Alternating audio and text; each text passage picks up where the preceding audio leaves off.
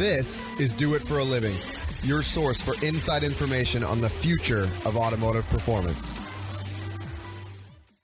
I can't contemplate negativeness, and I cannot accept defeat or failure. It doesn't stay in my head. I don't concentrate on it at all. And I've spent a lot of time with people, and I see they're concentrating on all the negatives. And I say, you can't do that. Stay positive, even when all the negatives are piling up. What's holding you back from starting or growing your business into what it can be? Well, if you're listening to this, it's not a lack of information. What you're about to hear is all you need to get motivated and start making waves.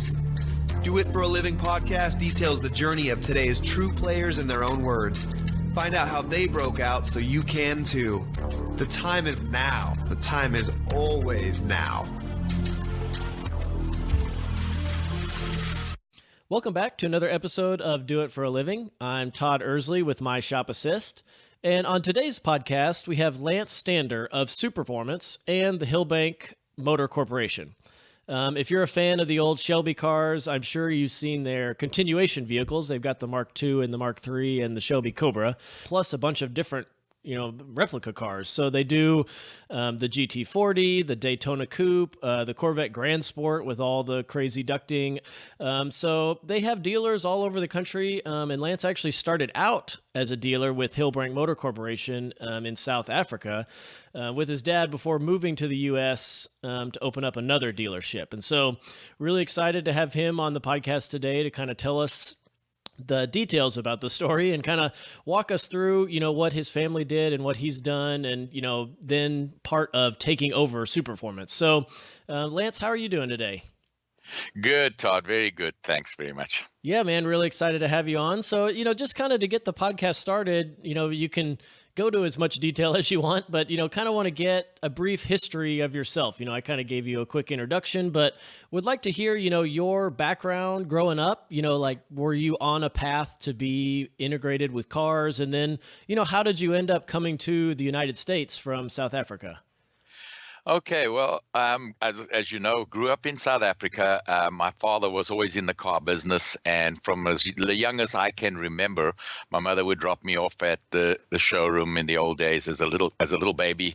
I learned how to walk on a wrench, where you take a wrench and you walk around the showroom on top of the wrench. And if anybody knows the wrench I'm talking about, they'll know it's a tricky endeavor. But from the age of 5, I was every Saturday morning with my dad, and he actually put me on a motorcycle that I couldn't put my feet down and kicked it in gear and said, okay, now just stay up and don't do anything. And so you went from walking to a motorcycle, not even like a bicycle, huh? No, the weird thing was the bicycles, he didn't like me going on the street with a bicycle. He said people would run over you, but a motocross bike or a dirt bike, I was around in the dirt as much as I wanted. So that was cool. So I spent more time on motorcycles than bicycles, yeah. And started naturally in South Africa. All of us had to go to the army for 2 years. So I did my 2-year stint in the South African army. Okay. Came out and but just before I'd gone in, I'd worked for a Ford dealership in South Africa called Ericsson's Ford. And the reason was my dad had the dealerships, but he wanted me to get some experience working for a boss and working for other people. Mm-hmm. And I did really well in the 6 months I worked for them, but the South African Army said, no, you have to come and get your 2 years done. When I came out, I started working for my dad. And, at the time I'd gone in, just to use South African monetary terms, I was earning roughly 1,500 to 1,800 Rand a month at Ford. And 2 years later, I come out the army and my dad offers me a job, 300 Rand a month. Oh, gosh.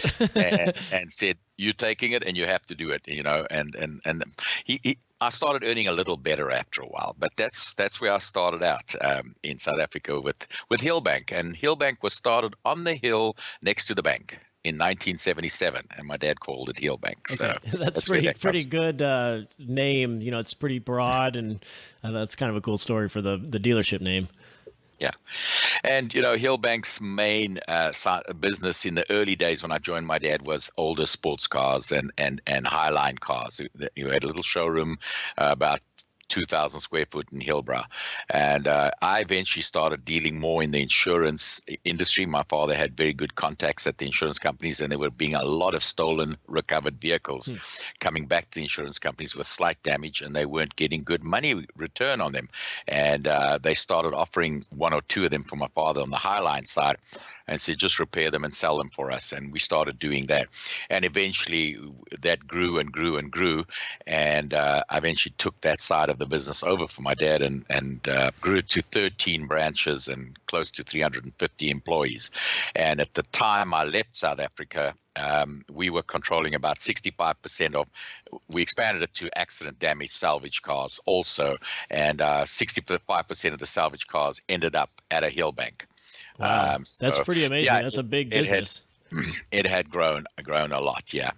The reason for coming, just so you try and understand, after all that, at 37, why I would come to America. My father had always wanted to come to America, and he would travel twice a year on business to America, and kept saying, we're gonna immigrate, we're gonna go to America. But it never, unfortunately, happened for him. I had a bit of bad luck, and at 57, I was 37, and he had a heart attack and passed away. We were actually riding motorcycles at the time. He never had an accident. We were on the side of the road at the time. So it was a big shocker for me. And all of a sudden, my drive to be in South Africa, everything I worked to do was to do for my dad and for our family, had just gone away. My dad wasn't there anymore. I had no, and I just said, I'm going to do what he wanted to do. And yeah, within 3 months of my father passing away, I employed somebody to run Hillbank in South Africa, gave him a 25% share. He was one of my branch managers. And 5 suitcases, 3 kids, and a wife, and we were off to America. And it's been a wonderful experience and a tough experience. Don't let anybody kid you.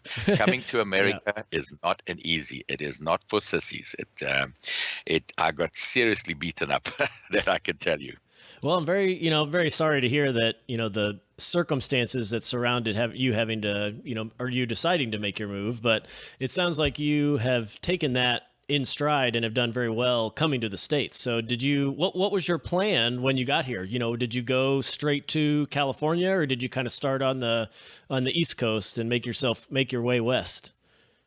Well, yes. Initially, we came to America with the idea of starting a salvage business. We were going to be in the automotive salvage.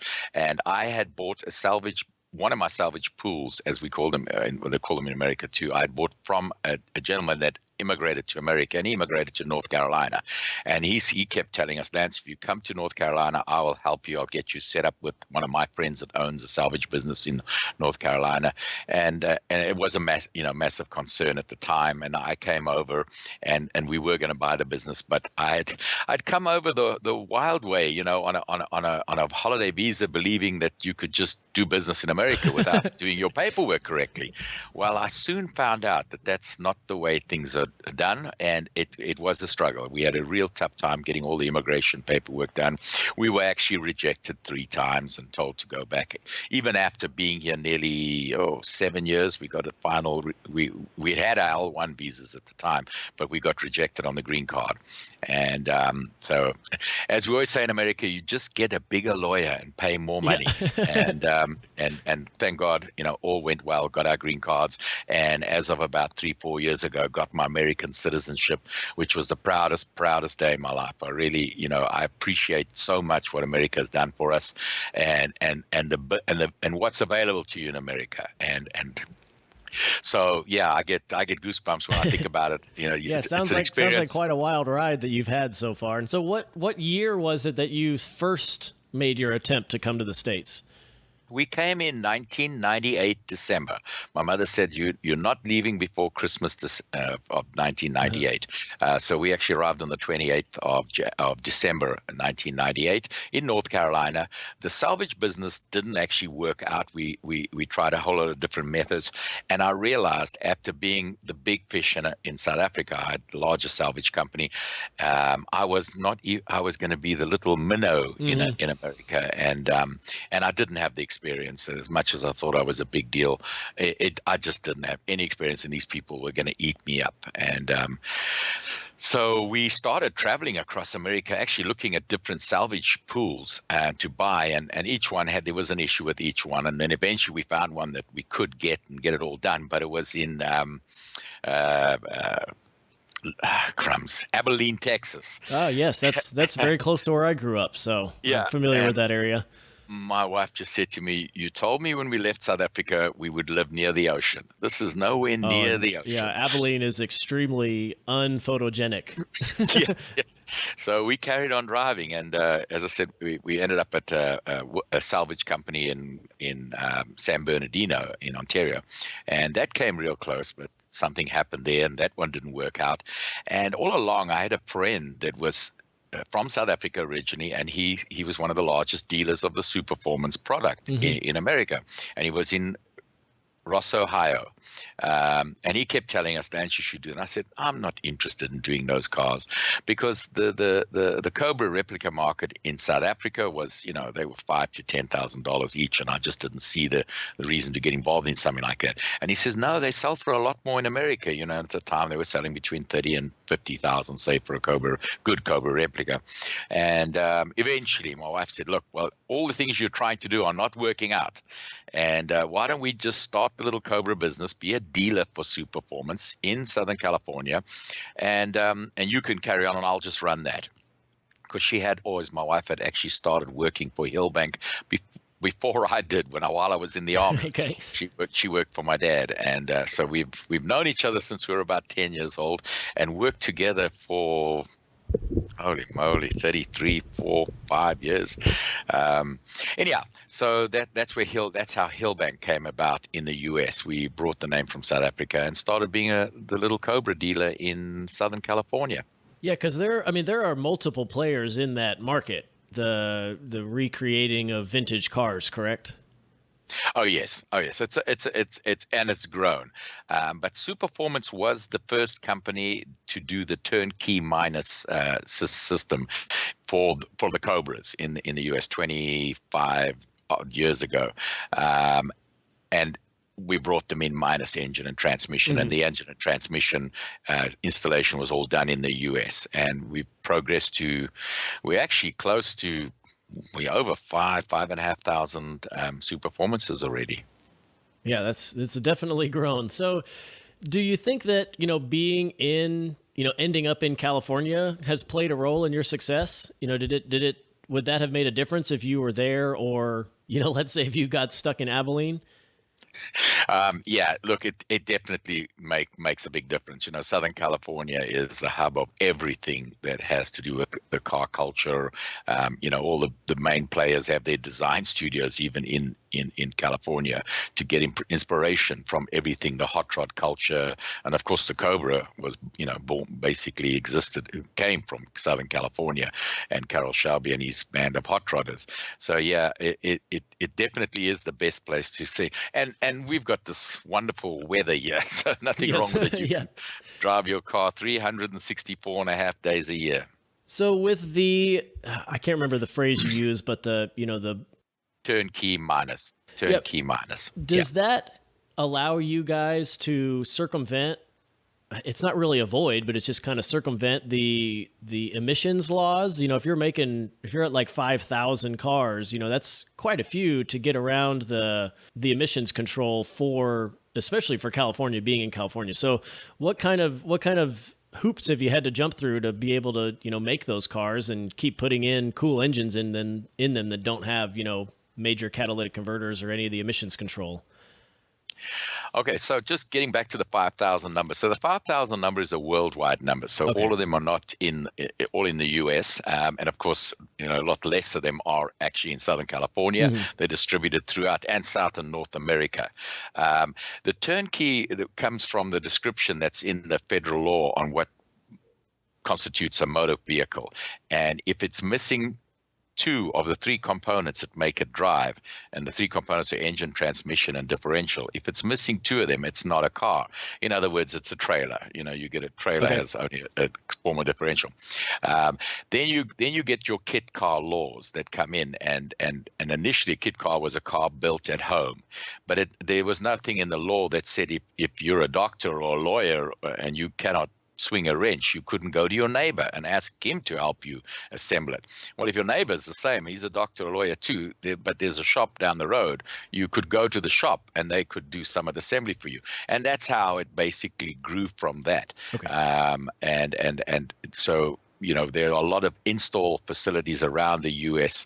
that handle the Superformance brand. Superformance does not complete the vehicles for their customers. That's all done with the customer directly with the installer in his area. I got you. And I've got a lot of owners that have taken them home and done them themselves at home. Very cool. Okay. Kind of getting the idea of how that all works and how it plays together to make sure that everything stays legal. Because I've seen like Noble is another car company that does that. They have certified assemblers, or is really what it is for their kind of stuff. And that's how they're able to be the kit car as well. Yeah. And of course, going ahead, if you don't mind me touching on this, because it's such a big thing for us, the Low Volume Manufacturers Act that was actually signed and passed 2 years ago now. And we're just waiting on the EPA, CARB, and NHTSA to finalize their regulations. They were actually given a year to do it, and they're now a year and a half over the deadline. But we are getting closer with it. SEMA has been working very closely with us and done so much work on this, and the low volume manufacturer will help small motor car companies like you had back in the early 1900s be able to start up again, and you'll be only allowed approximately 325 cars a year that you can do through a low volume manufacturer. Manufacturer may do, and the federal requirements for emissions is part of the deal. So the cars will be emission compliant, but crash testing and airbags and stuff like that, that's prohibitive and really doesn't make our industry work, is not a requirement at this time. But it's going to help companies like us grow to get to that point. For the first couple of years, we'll probably only do 100 or 150 and eventually get to the 325 mark. And then we're hoping they'll extend the number with putting a little extra regulation on us. And that way we'll end up with, and it's a job creation bill, which is so good about it. We're really excited and hope it gets done. We're working with SEMA right now, and they're trying to work with all the bodies to, the CARB and EPA to get this finalized, which will be very good for my industry and for car lovers worldwide. Any enthusiast, It's also for we'll be able to export. Our cars will then get federal VIN, which is exciting part. Yeah, that's awesome. Kind of wanted to shift gears a little bit. When you came over here, was there ever a chance, or a moment that you were like, man, I just don't know if this is going to work? May have been hinging around the immigration status or maybe some business decisions. Was there any bad business experiences that you experienced, and then how did you overcome that and then move forward? I've always said it probably helps me being, and I use the statement, too dumb and stupid to give up. So, a lot of that doesn't cross my mind. I get into a gear and I have and it's another, I call it a deficiency in my brain. And it's just, I can't contemplate negativeness, and I cannot accept defeat or failure. It doesn't stay in my head. I don't concentrate on it at all. And I've spent a lot of time with people, and I see they're concentrating on all the negatives. And I say, you can't do that. As I say, I stay positive, even when all the negatives are piling up, because, we had the immigration issues, told to return. There was a whole lot of things going on when I first bought Superformance in 2005. Two of the dealers that tried to buy the company that had been involved with Superformance many, many more years than I had been, they initially tried not to order any cars to see if I would go out of business and give up on this idea of owning Superformance, and they could, renegotiate with who was the current owner of Superformance at the time. And next thing I looked, that I found a way around that, and I carried on selling inventory, and then they sued me, and it was a $3 million and a $5 million lawsuit, and straight away with that came the crunch of the economy and all that said to me, and I still had my company in South Africa, which was doing very, very well at the time, and everything said, man, why are you stupid? Just go back. But no, there's no way. I'd come over for my family. I knew that my little bit of hardship, which was nothing, I didn't even go in my mind, that would benefit my kids, and it has. My kids all work. They all work in the business too, and unfortunately, South Africa is a wonderful country. I'm so glad I grew up in South Africa. It really was a wonderful country. But what's going on there now, it's not stuff I would want my kids to be going through and experiencing. Greatest place if you want to go for a visit. I highly recommend anybody as a tourist, just be clever and don't do stupid things. Go visit the country. You will love it. You'll fall in love with it. You'll want to move there.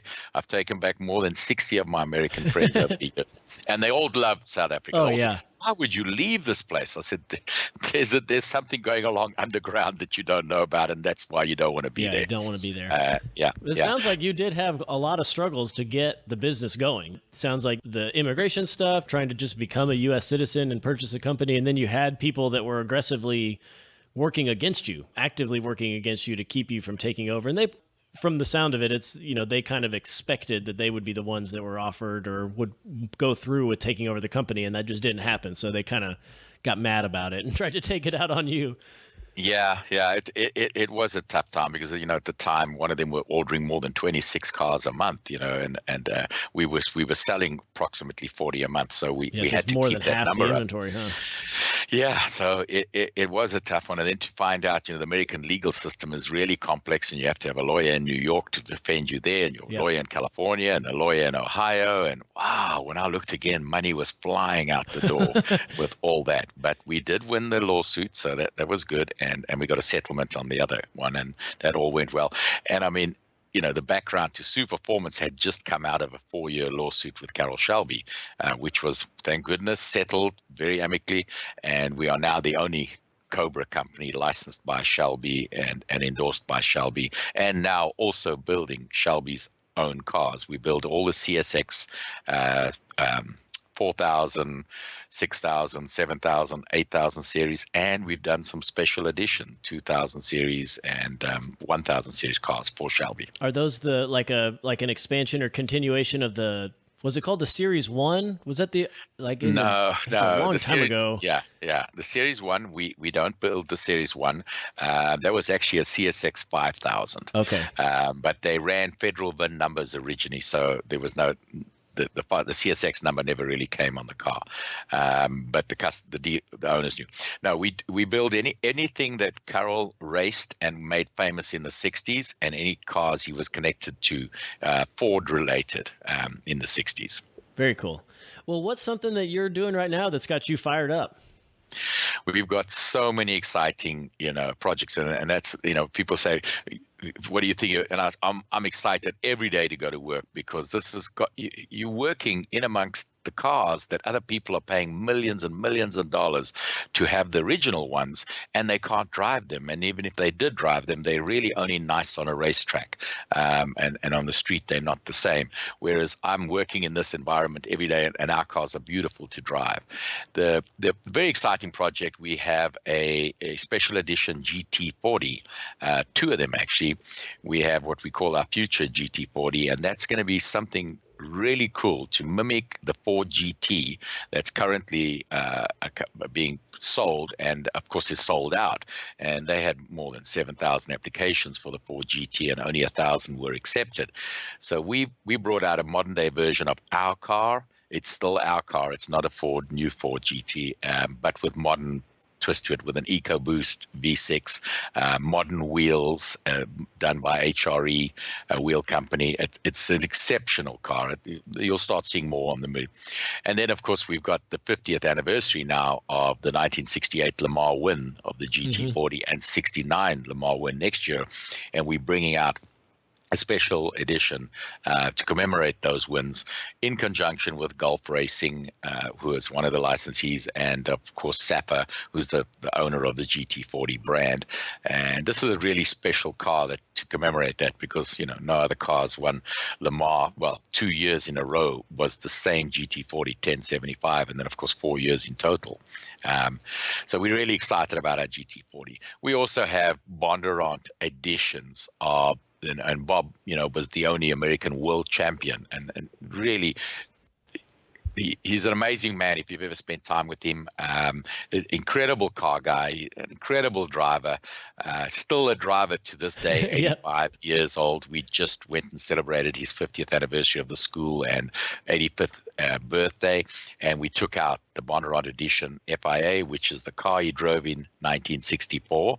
We build those for customers, and they actually get CSX 2000 series numbers, which is based on the original cars from the 60s. That's how special these cars are. That is super cool. And we do the 65 version FIA also, and we do the 65 Shelby Daytona Coupe in aluminum, as it was raced back in 1965. All those editions are available from our sister company, and it's a DBA for Superformance, and that's Shelby Legendary Cars, and they distribute all the Shelby vehicles. Wow, yeah, that is fantastic. Yeah, we actually interviewed Mr.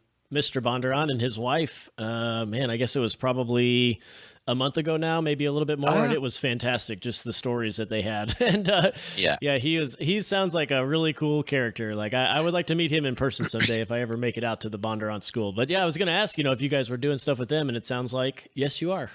Yeah. Oh, yes, we are. We've actually, we want to give thanks to all the guys that made these cars possible. And we all along, everybody celebrated Carroll, but Carroll always said it wasn't him. He always admitted it was the team, it was the guys behind it. It was the race car drivers. It was the guy sweeping the floor in his shop. He gave credit to everybody. And Bob won more races in 64 and 65 than any other driver with the Shelby Cobras. And he had the world championship wrapped up actually in 64 already, if Enzo didn't cancel the last two races. Playing the points game. Yeah, exactly. And as I said, and Bob today, if you bring him near a Cobra, he's like a 16-year-old kid that's never seen a Cobra. Wow. He's so excited about it every time, wants to hear it run, wants to sit in it. He's more energetic, and Pat's got him on a wonderful diet. Man, I got to go on that. He is so slim at the moment. His stomach is as flat as a 16-year-old kid. He's amazing. He truly is. Yeah, they were a lot of fun. Well, on that, let's take a real quick break, and then we'll be right back. We all know owning a shop is difficult, so we created My Shop Assist to help you manage the various jobs. Whether you run a machine shop, a performance tuning shop, build off-road trucks, or even do powder coating, My Shop Assist can help you. It is completely online and will help you schedule the jobs, log time on each task, track parts orders, and take pictures of the work. You can even export your jobs from My Shop Assist into QuickBooks as invoices. So if you're interested to improve operations at your shop, check out myshopassist.com to start your 30-day free trial. Okay, so we're back with Lance Standard of Superformance, and I kind of wanted to, give you the opportunity to tell about the company itself. Where is the facility? How big is it? Do you guys own the building? Can you kind of give us a breakdown of Superformance as a company? Okay, so the background, the bulk of my cars are built in a facility in South Africa, and the facility is also called High Tech. It's also known as the Superformance Factory, and that is owned independently by Jim Price and his family and investors. Superformance doesn't own the factory in South Africa, but we do own all the tooling that is used to build the Shelby and Superformance cars, and the intellectual property rights for the world.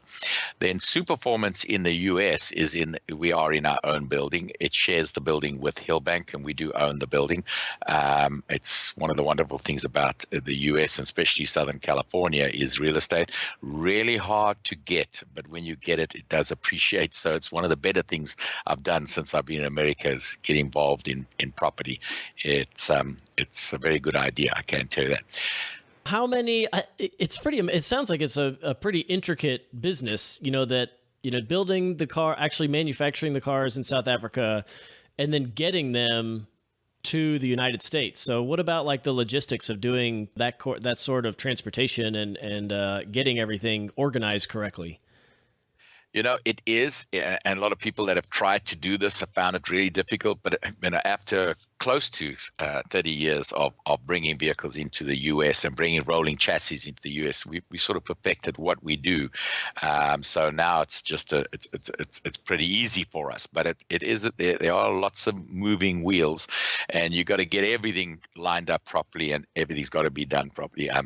We generally ship direct to our dealers in containers of anything from 2 to 4 to 6 in a container, depending on how many that dealer has ordered. And we have done that for, as I say, a few thousand vehicles now. So we're pretty good at it. That's pretty fantastic. And so how many people work at the manufacturing facility? Do you know? Yeah, okay. Before the economy changed back in the 07s, 8s, and 9s, we were close to 800 employees. The factory also, you mentioned the name Noble. We built that factory, built all the Noble cars, went on to build the Rossians, also did the Piranha and the Zagato, and many other cars. It actually built an electric car for South Africa way back, designed by his name escapes me now. He designed the Jaguars. He was a designer from Jaguar. They've also built steel-bodied cars for Speedy Bill Smith from Speedway Motors, and we built 50 all-steel 1932 highboys. So that's the factory in there. And then in the US, in Superformance HQ, we're approximately 20 people between Superformance and Hillbank in the USA. And then, of course, each dealer is independently owned. Yeah.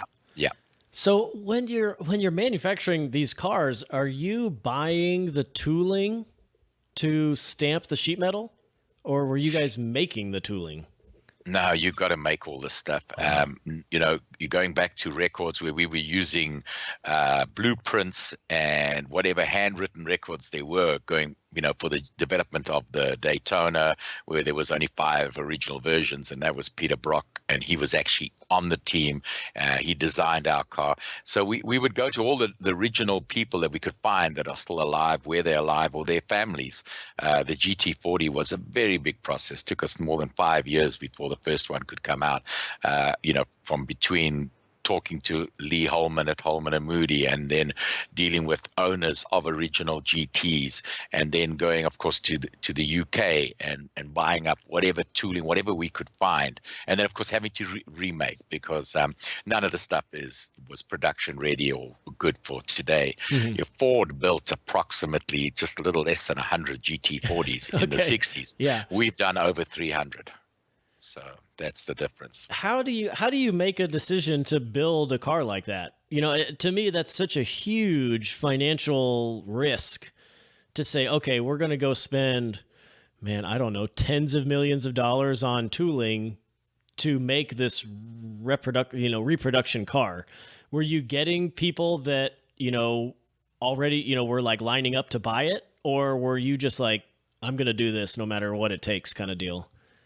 Todd, you obviously forgot one of my statements. I said too dumb and too stupid. Okay, so we don't. No, it's very much passion driven, but then it is also, we knew the GT40 was a car that was one of the most famous Fords ever. And so was it a tough task? And yes, does it cost a lot of money and time and trial and error? A lot of that, and then you have. We realized a few years ago, we did a little car called the S1, and it was based on the original Lotus from the 50s, and that became Caterham. And we took a look at the car, and we thought, why would we recreate exactly as it was in 53 to 60? Let's make a modern version, and we did. We built the S1. Looks like the car. Beautiful car, curved windshield, comfortable driving, everything, all the little mistakes that they didn't know about in the 50s, we corrected. Well, guess what? The car didn't sell well because everybody wanted that warts and all original 50s style Caterham Lotus Super 7. So when we got to the GT40, naturally, we've got engineers at the company, and everyone looked at it. I said, well, we could change this and make this better. We could do this and make this better. It'd be better to get in. And we went through all of it. We could have built a beautiful modern day GT, but we decided against it. And thank goodness it was the right decision, because people actually, the only thing we did with our GT, of course, it's made with a better gauge of steel, so that we don't have rust issues like they had in the old days. And of course, we've got air conditioning, which they didn't have in the original cars. But for the rest, every body panel, every weld, everything we've done in the car has been done to the original drawings and original specs. It's only stuff like brakes and certain safety equipment that we've upgraded. And we discovered that that's what you've got to do. You've got to reproduce exactly and replicate exactly what was. People want that. The demand is for that. Yeah, they kind of want the little quirkiness and the weirdness and the uncomfortable. Yeah. Just because that makes it more authentic, Correct. I guess, is what it really does. That's correct, and we should have learned that, because the Cobra we replicate and duplicate it as close as possible, and that's been a good seller. And as I said, the little S1 wasn't. The Daytona, in a way, the Superformance version of the Shelby Daytona is slightly larger, and it was also a slow sell in the beginning, even though Peter was involved in it, and we built it the way Peter wanted to do the car back in the 60s. It was all his ideas. He wanted it. A 3-inch longer wheelbase for the original Daytona. But now, of course, we do all that. And that took a while for people to get used to, because there were people that still wanted the original 65 Daytona, which is not an easy car to drive in or spend time in unless you're on a racetrack. Can you kind of explain the story of you taking over Superformance? You alluded to it earlier that there was a lot of headache along, to actually make it happen, but what were the steps that led up to you making the decision and the bid, I guess, to purchase the company? Well, what was happening is, Superformance, owned by the factory at that stage up until 2005, was doing really, really well. We'd hit close to 500 units a year. The factory was exploding. They had the Noble on board. They had the electric car on board. They were developing their own supercar, the Piranha, which became the Zagato. It was the Zagato Piranha. And so the job of running, and Superformance had just come out of the lawsuit with Carroll Shelby. We had settled that, and that was going smoothly. And then, unfortunately, the gentleman running Superformance in the U.S. at the time, Ronnie Kruger, had a heart attack and ended up in hospital. And we always attribute that to be part of the reason why we finally sat down with a settlement with Carroll, because we had won the lawsuit against Carroll, but he was coming back and appealed the judgment of Judge Zabel. So, but at that point, Ronnie had the heart attack, and he actually wrote to Carroll and eventually got Carroll on the phone from the hospital bed. And he said, Carroll, look what you've done to me. You put me in hospital now. And thank goodness Ronnie recovered, and he's living retired in South Africa. So he had then let the owner of the factory know that he's not going to be able to carry on running the Superformance. And it just, the sales, the marketing, everything had got so big, and they didn't want the responsibility. So Jim Price, who owned the factory at the time, approached all of us. And then he came up with a price, and the others just laughed him off and said, no way in the world would they give him anything near that. So when you say he approached all of you, does that mean like the dealers, the existing dealers? Okay. Well, it's 4 of us, 4 of the major existing, myself, and I was the wild card, because at that stage I'd only been a few years in America. I still hadn't got my green card yet. I was still on a L1 visa, work visa, and going and getting rejections, and lots of interesting things happening. So I was the wild card, and Jim was more settled on being dynamic, or one of the other companies to take it over. But they just could not agree a number with these guys. And Jim came back to me and said, look, this is what I need to get. Can you make it happen? And I'm just a basic guy, no fancy education. I didn't go to college. I see one of your questions are. I went to a high school that was called Studywell College. And it's just a quick joke here, but so on my Facebook page, it's it puts my final year. I put study while college, and everybody thinks I have a college degree. So, but I don't. Anyhow, I was simple. I always knew how to sell, and I looked at the numbers and I saw how many we were selling and what we were getting per unit, and it just made sense to me. And I was looking to build a life in America, no matter what, come hell or high water, I was going to do it. And this was going to make it possible for me. Also, owning the Superformance brand helped my immigration status too, and I got to thank that for part of the reason why we'd done all my applications through Hillbank, and they'd kept rejecting me. And now I came in owning a company that was approximately 10 years old in the U.S., and that helped immigration status and the link. So to me, sorry to interrupt, but it just kind of sounds like he threw like a Hail Mary number out there, and this is not being disrespectful, but maybe the other guys were like looking at it from a business sense and going, those numbers don't make any sense. You're valuing your company at, X million dollars, and it's only valued at, should be at Y. And so they just kind of scoffed it off. But then you just said, not just because of not looking at that from that direction, you were like, okay, I can make this work. This is something I want to do, and I'm going to make it work no matter what. And I had known all along I was going to expand. At the time I took over Superformance, it just had the Cobra and the Daytona, and the GT was still in development. And so I saw that. And of course they didn't. They thought it's a new model and it's not going to sell well. And I can only ever see the positive. I just pushed so hard on looking at the positive and never the negatives. And thank goodness it did, because when we launched the GT40 in 06 at Barrett Jackson, we took 75 orders. Wow. And the car was an instant success. So the purchase of Superformance, went through, and I had a very good friend that got involved and helped me make that all happen. So we went from a little 3,000 square foot building and had to move into a 21,000 square foot building within a couple of months once we took over Superformance. So it's been quite a wild ride. Yep. So, I just kind of want to get the breakdown of, the revenue sources at the company. Is does the Cobra, is that still, to me, that seems like that's the breadwinner, that's the one that makes all the money. And then the other ones are kind of like a fun project. But can you maybe explain if that's not the case, or, are things kind of shifting in a different direction? The Cobra is still the majority seller, and we have so many different versions of the Cobra, from the 289 slab side that started it all in 1962 through to the Sebring car that raced, which is based on the 289 in 63. And then, of course, from 64, 65 onwards, the FIA Cobra. And then you go to the 427 big boy, as we call it, the American Cobra, as it's known by in other circles. So yes, we have so many editions of the Cobra, and that's the majority seller. Our most popular and our longest order book is, of course, the GT40. But we could only, before the economy, took a dive. We actually had enough staff at the factory. Now the factory has about 400 employees, but we were building 8 to 10 GT40s a month, whereas now we build 2 to 3 a month.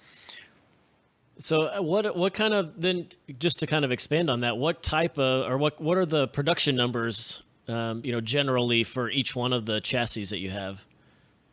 Well, the factory is capable of doing anywhere from 15 to 20 Cobras a month. GTs 2 to 3. We're about to go up because of the order book to 4 a month. Daytonas, they can do 2 a month, and Grand Sports, they can do 2 a month. And then we've got another exciting project, but this one we can't talk about right now. But that's gonna be even more cars. Very cool. So so you're back into kind of the growth phase, it sounds like, at the factory. Yes. It's expanding. As I said, we went all the way down in 2009. We were roughly 250 employees at the factory. And that's so it was like a quarter of what it was at its heyday, and you're kind of back up to half of that. Yep. Well, how are you promoting the business? What kind of funnels are you using to kind of get the word out for the vehicles? Well, we started this about 2 years ago, and we done all the media internally ourselves, basically my wife and myself and some of my sales staff.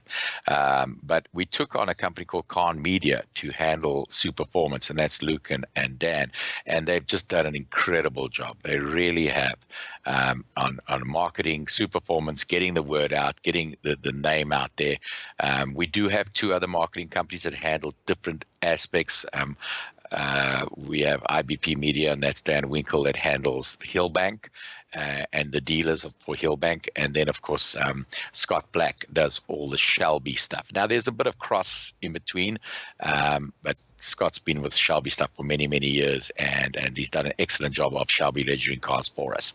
But to start it all out was Khan Media, and we're very, very happy with them. Luke tries. He works so hard. He works like a Hillbank. He cleans cars sometimes at the shows. He'll help us push cars. He's there when we open up, and he's there when we close down and cover them up at a big Barrett Jackson event or the SEMA event. He's just one of the family and one of the team at Superformance.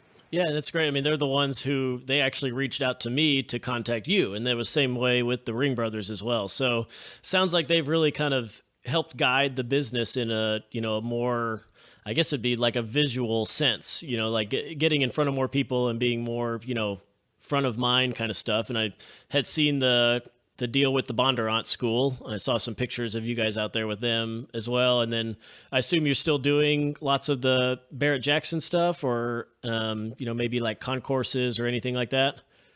Oh yes. We do every Barrett Jackson. In fact, I've got 3 missed calls from Corey at Barrett Jackson. We've got to confirm our space at the East Barrett Jackson. I've gone Connecticut, and Barrett Jackson is just also another wonderful company to work with. We are now a sponsor. I've been going there for 20 years, but for the last 19 years I've displayed at Barrett Jackson, and had a lot of success displaying our product at Barrett Jackson. They just run a very, very well-oiled machine.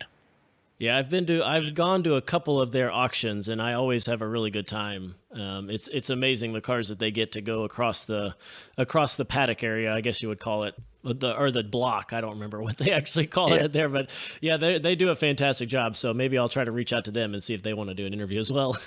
Yeah.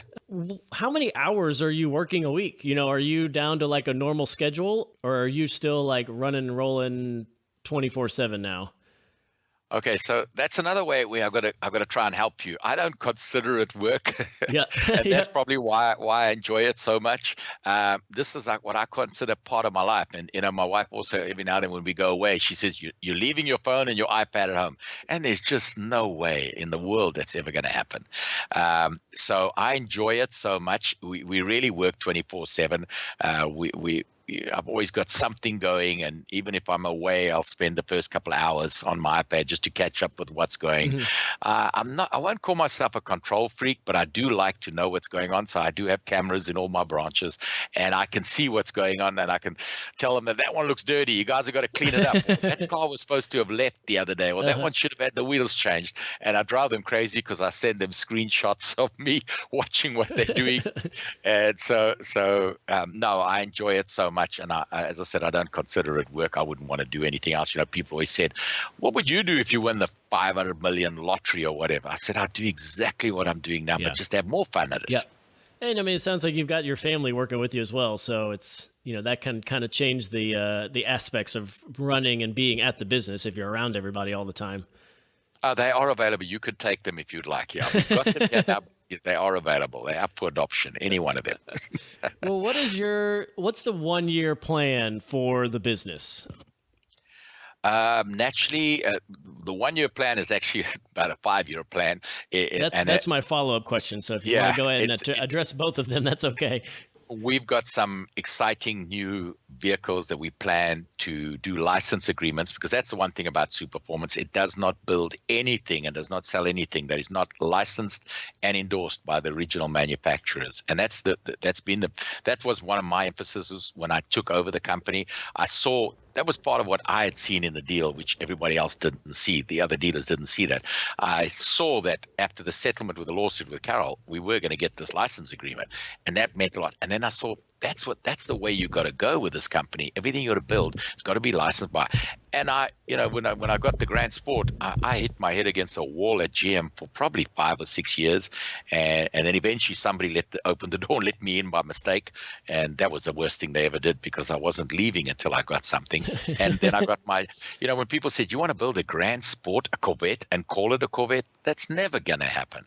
So yeah, it did happen, and we physically are licensed and have to put the Corvette name first, and then Grand Sport, and buy Superformance. We cannot even call it in our literature Superformance Corvette. It's a Corvette Grand Sport, and that's what I had seen. So the future will be some of the other famous cars. There's another Ford. There's a very famous Ford that's coming from us pretty soon, and then there will be even possibly a Porsche. And who knows? Even if I might even be able to soften Ferrari in the future. But it sure would be cool to see a lot of Porsche Spiders running around. I don't know if that's the car you're looking for, but that's the first one that popped into my head. You get the James Dean car. Yes. That would be a super cool one. So that I like where you're heading with it, and kind of expanding the offering of, I mean, that makes sense. You just bring back a lot of these cars that people love, and they're unattainable. It's just literally unattainable. They're the 0.1% can think about buying them. But you bring it down to $150,000, it's a little more reasonable to attain some of these, supercars. Yeah. And that's what I've got. A lot of my owners own one of each, and if you go into their garages, they can see the pride and the smile and the everything in their body and their faces when they look at them standing. To them, they actually love them as much as the guy that has the 4 million, 10 million, 20 million original. Just they get to drive them, which that guy doesn't. That's awesome. So just kind of, to kind of close it out here, I like to ask kind of a fun question. What is your daily driver car that's not a race car, or not, maybe not the Superformance car? What do you go around to just kind of go get the groceries on the weekends? Well, most weekends on a Friday afternoon, I will take something from the showroom, and mostly it's the Shelby Daytona. My wife loves the Daytona. It has a lot of luggage area in the back. It's, of course, the Daytona is air conditioned, power steering, electric windows, central locking. We have done many long trips in the Daytona. We've done 3,500 mile trips, 3 of them in a row. Colorado, Utah, all the Bryce Canyons. We even went to Mount. The tallest paved road in the U.S. Now gone black. Pikes Peak? Yeah, we did Pikes Peak, but there's one taller. There's actually a taller. We got pictures at the top of Pikes Peak. My son actually drove one of the GT40s all the way to the top of Pikes Peak. So the Daytona is the one I take mostly on weekends. If I'm doing a trip, we're going up the one and going to Monterey, most of them have been done in the GT40. It is actually remarkably comfortable. People don't understand that. It's pretty comfortable inside, and because the air conditioning makes it very drivable. And I've done in a windy road, you feel absolutely invincible in the car, the sound and all the rest of that. And then a cruise on the PCH, Pacific Coast Highway, there's nothing better than a Cobra. It's convertible, and it's just with the convertible, wonderful. You get the full panoramic view, huh? Correct. Yeah. So, it's any one of those 3 that get taken out. And lately, of course, with the Grand Sport, we also took a Grand Sport up to Utah and all around. My son drove that one. We're putting the new GM style engines, the LT1, the LT4, and of course the LS3.